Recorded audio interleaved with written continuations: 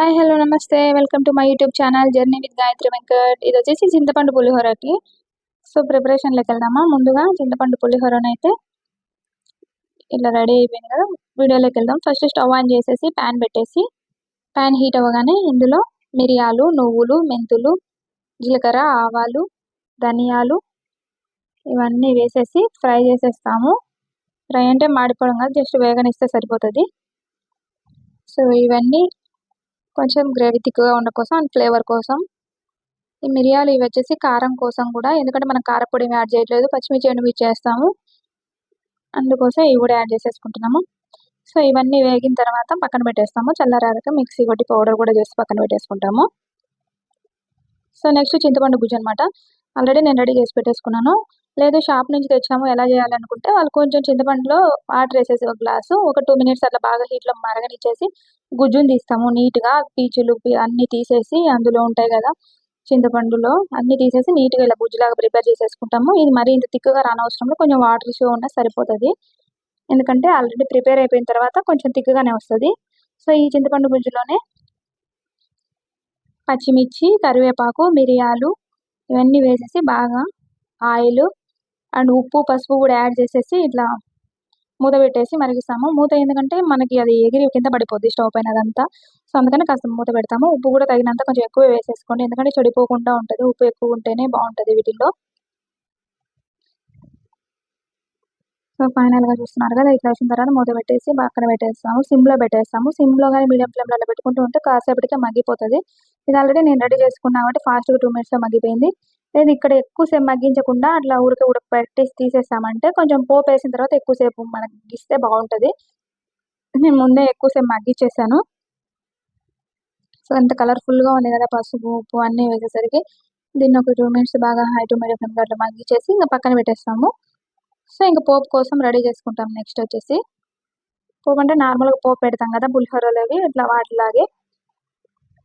So దీనికోసం మళ్ళీ pan పెట్టేసుకొని అది హీట్ అవ్వగానే ఆయిల్ వేసేసి, ఆయిల్ కొంచెం ఎక్కువ వేసేసుకోండి, ఎందుకంటే మళ్ళీ అన్నంలో డైరెక్ట్గా కలిపేసుకుంటాము మనం తీసేసుకొని, అప్పుడేమి యాడ్ చేసుకోకుండా సరిపోద్ది. సో ఇక్కడ కొంచెం ఎక్కువ ఉన్నా కూడా ఏం పర్లేదు. సో ఆయిల్ హీట్ అవ్వగానే పల్లీలు, శనగపప్పు, మినప్పప్పు ఇట్లా ఒకదాని తర్వాత ఒకటి అన్ని మనం పోపుకి వేస్తాం కదా, అట్లా అన్ని వేసేసుకుంటాము. పల్లీలు ఇష్టం ఉండే వాళ్ళు వేసేసుకోండి, లేదు వద్దనుకునే వాళ్ళు అవాయిడ్ చేయొచ్చు, అది మీ ఇష్టము. ఇంకా శనగపప్పు, మినప్పప్పు, ఆవాలు, జీలకర్ర, కరివేపాకు, ఎండుమిర్చి ఇవన్నీ యాడ్ చేస్తాము. సో ఇవన్నీ కొంచెం ఎక్కువ క్వాంటిటీ ఉంటేనే బాగుంటుంది పులిహోరకి అనేది నా ఫీలింగ్. లేదు మాకు ఇది తినడం ఇష్టం లేదన్న వాళ్ళు కొంచెం కొంచెం క్వాంటిటీ వేసేసుకోవచ్చు. సో ఇవన్నీ బాగా ఫ్రై చేసేస్తాము.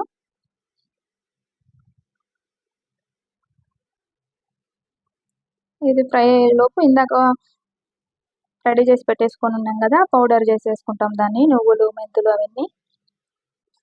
సో ఇట్లా ఫ్రై అవుతానే ఆ చింతపండు గుజ్జు ఉంది కదా, అది తెచ్చేసి దీంట్లో కొంచెం కొంచెంగా యాడ్ చేసేస్తాము. ఇది చల్లారిన తర్వాత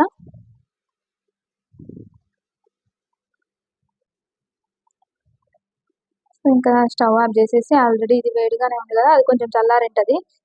సో దాన్ని కొంచెం కొంచెంగా ఇట్లా ఒకే ప్యాన్లోకి యాడ్ చేసేస్తాము. యాడ్ చేసిన తర్వాత ఇందులో బెల్లం కూడా యాడ్ చేస్తాము, ఒక 2 టేబుల్ స్పూన్స్ అట్లాగా. బెల్లం ఏం తీవేం రాదు, ఇంత చింతపండుకి ఒక 2 టేబుల్ స్పూన్ ఏమైంది, కాకపోతే ఎందుకు అంటే ఫ్లేవర్ కోసం అంతేను. సో ఇట్లా బెల్లం కూడా యాడ్ చేసిన తర్వాత కొంచెం ఇంగువ కూడా ఉంటే యాడ్ చేసేసుకోండి, కానీ నా దగ్గర లేదు కాబట్టి నేను యాడ్ చేయలేదు. సో ఫైనల్గా ఇలా ఉంది, దగ్గర పడింది, బాగా రెడీ అయిపోయింది కదా. ఇది బాగా చల్లారిన తర్వాత ఆ పౌడర్ను ఇందులో మిక్స్ చేసేస్తాము. ఇందాక మిక్సీ పట్టేసుకున్న పౌడర్ని అది కూడా మిక్స్ చేసిన తర్వాత చూడండి ఎంత థిక్గా వచ్చేసిందో. సో దీన్ని కంటెంట్ బాక్స్లోకి వేసేసుకుంటాం అనమాట. సో ఇట్లా బాక్స్ ఓపెన్ చేసి చూస్తే సైడ్స్లో చూడండి ఆయిల్ తేలుతూ ఉంది. సో ఇది మనకి పర్ఫెక్ట్గా రెడీ అయిపోయినట్టే. దీన్ని అన్నంలోకి ఎలా కలుపుకుంటామంటే, ఇట్లా ఒక 2 స్పూన్స్ అట్లా తీసేసుకొని, ఇప్పుడు పసుపు, ఆయిల్ కావాలంటే ఒక చిటికెడు పసుపు, కొంచెం ఆయిల్ కూడా యాడ్ చేసేసుకోవచ్చు వేడి అన్నం మీదనే. సో నాకు అంత కలర్ఫుల్గా అవసరం లేదు, ఆల్రెడీ ఇంత పసుపు ఉంది సరిపోతుందిలే అనేసి నేను నార్మల్గా కలిపేస్తున్నాను అంతే. ఇట్లా కలిపేసేసుకొని డైరెక్ట్‌గా ఒట్టిదైనా తినొచ్చు. మామూలుగా ఇంకా నార్మల్ పులిహోర, గుళ్ళో ప్రసాదం పులిహోర అట్లా అంటారు కదా! గుళ్ళో పులిహోర ఉంటది.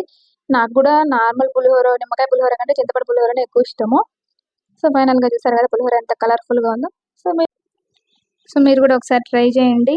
అండ్ బ్యాచిలర్స్‌కి మరియు ముఖ్యంగా హాస్టల్‌లో ఉండే వాళ్ళకి లేదంటే మనకు గూడా ఓపిక లేనప్పుడు ఇలా ఇన్‌స్టాంట్‌గా ఉన్న పులిహోరని కలుపుకొని తింటే చాలా బావుంటది. Thank you for watching.